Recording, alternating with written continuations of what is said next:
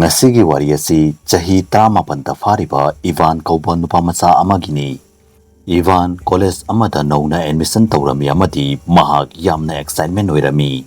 Adubu college aduda achauba dasa ama mahakpu ngaiduna leiri haibasi mahak khanglamde. Numit adu mahaki college aduda ahanba numit oirami. Mahak numit adugi lecture adu loiraba matungda mahaki hostel ki ka adu tamna chatlami. Matang aduda mahakna hostel adugi corridor aduda nupi ama leptuna leiba urami. Nupi aduna thaplapna Ivan bu munna yengduna leptuna leirami. Ivan na nupi adu makhoigi hostel adugi sathiba oja oirambani khanduna mahaki ka manungda tumina changki.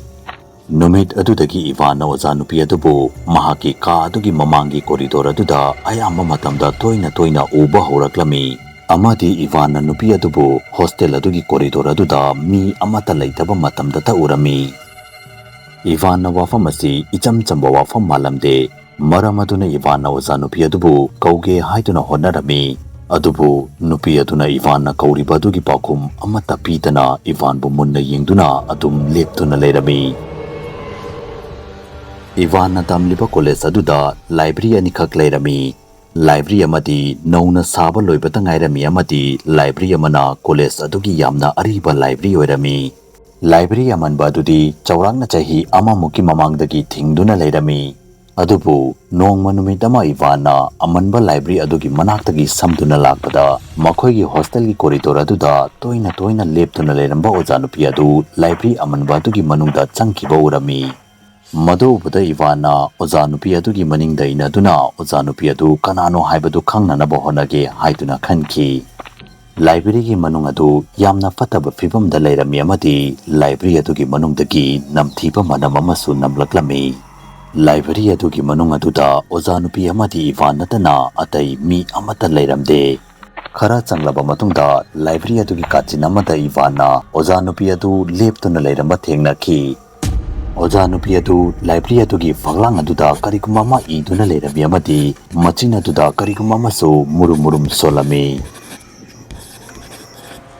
Ivan oja nupi adudagi khara thaplapna leptuna oja nupi adubu munna yengduna leirami. Adubu ikang khangautana oja nupi adu maning khanglei lethoklami amadi akiba mideng amaga loinana Ivan da yenglaklami. Oja nupi adugi mamidadu ngasanganglami. Oja nupi adubu ubada Ivan gi thamoida akiba ma faurami. Maramaduna mahak mafam adudagi chenduna tholaklami. Adubu mahakna library adugi manungdagi tholaktuna maning lethoklaga library adugi thong aduda yenglubada library adugi thong adu thingduna so panduna leiramba thingnaki. Madu ubada Ivan khanfam ama khanglamde amadi tuminna mahaki hostel adu tamna chatlami.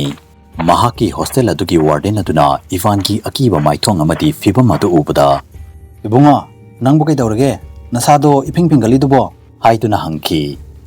Ivan na college adugi amanba library adugi manungda mangonda tholakiba thoudok seng adu warden aduda loina mayek sengna tamlami.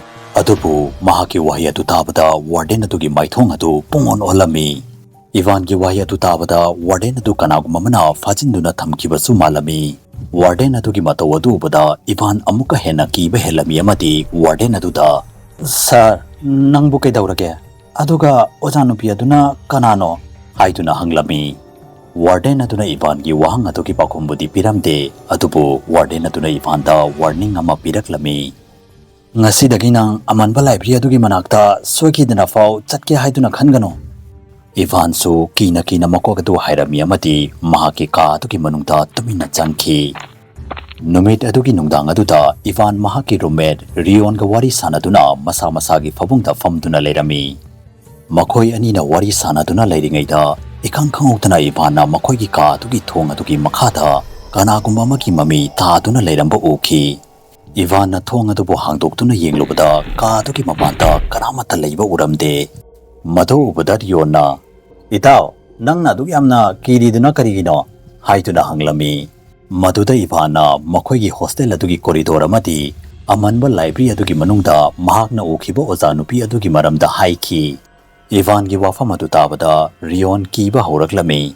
Rion na mahakna su oja nupi adubu kayarak uba yaure makhoi gi ka adugi mapanda madi hostel adugi water cooler ki manakta haiduna hairaklami.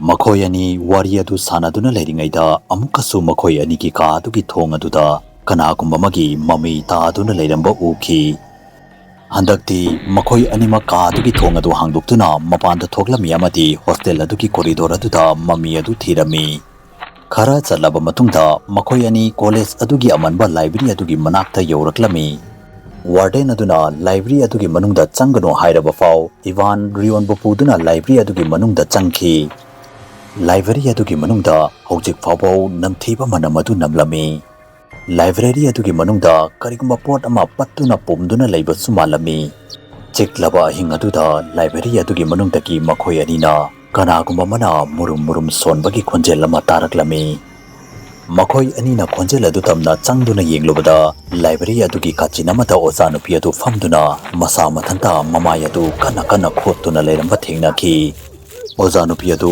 machin aduda karigumba ma murum susolami Ivan amadi riyon madobada yamna sathina kirami makhoi anina maning leithoktuna library adudagi thoke haiduna tawbaga library adugi thong adu masa mathanta thinjanki madobada Ivan amadi riyon pungangaklami amati masa pumbagi tu adu chap yunglami oja nupi adugi masakadu amukka hena kiba helaklami ikang kangawtana oja nupi adu malangda paikhalaki amati tapna makhoi ani tamna changsilaklami oja nupi aduna murum sonbagi khonjel adusu amukka hena hauba hengalaklami oja nupi aduna makhudadu sangna tingtholaktuna makhoi anigi makhori adu metke haiduna tawbaga library adugi thong adu hangdoraklami amati hostel adugi warden adu library adugi manungda changlaklami warden aduna changakpaga oja nupi adu library adugi manungdaki khangmang mangki Ivan amadi riongi fibam adu ubada warden aduna makhoi anibu college adugi medical room da putuna chatlami